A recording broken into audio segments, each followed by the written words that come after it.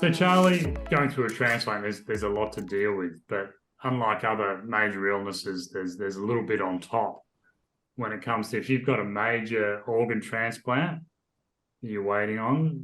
The fact is, unfortunately, someone will have lost their life for yours, to continue in some ways. So there's a lot to unpack with that emotionally. I know for myself, it was something I struggled with for years. And that's something I try to talk to people about that at the beginning. How do they feel about this process? And a lot of people, particularly those who have had time, obviously have thought about it before, talk about understanding that someone has made a decision, and a lot of their family members have, and they are very much on board that if something happens, they're more than happy for their organs to be then used for someone else for transplant or research. And a lot of people accept that. But there's a lot of people also, like yourself, who had that difficulty in coming to terms, and the feeling of someone had to pass away for me to then be here and be alive, and the guilt that brings. And I think it's recognizing when something like that starts to happen and it comes into your mind. Also, talking to a family member about this is really important, not to keep it to yourself. Yeah. And as we talked earlier, I think sometimes people just go, no, everything's fine, but deep down it's not. And it starts to affect other things in your life, the progress, you've been able to do things and enjoy things. Talk to someone.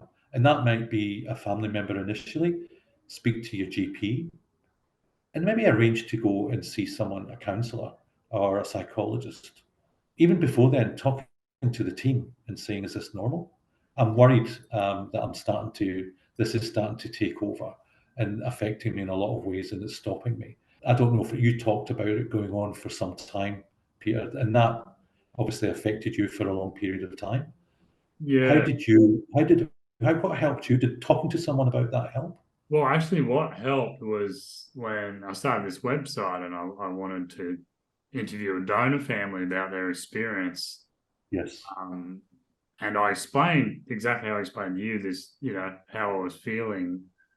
And they were like, well, that's the last thing we would have wanted for, a recipient to feel a burden, because that's not what we gave the gift for. We gave the gift for that person to live and enjoy life, not to be burdened by a scenario that was outside of their control. So, that took a lot of weight off my shoulders in that one conversation. And I'd been struggling with it for probably close to 8 years prior to that.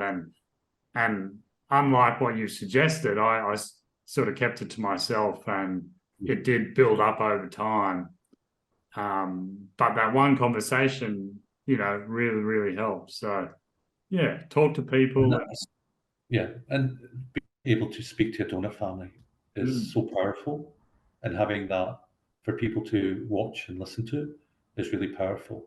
And that's also when it comes to writing to them as well, to the family, and getting a response. If you do, that obviously helps somewhere down the line, and allowing you to do that, because I don't think you would do it until you feel comfortable and ready to do that.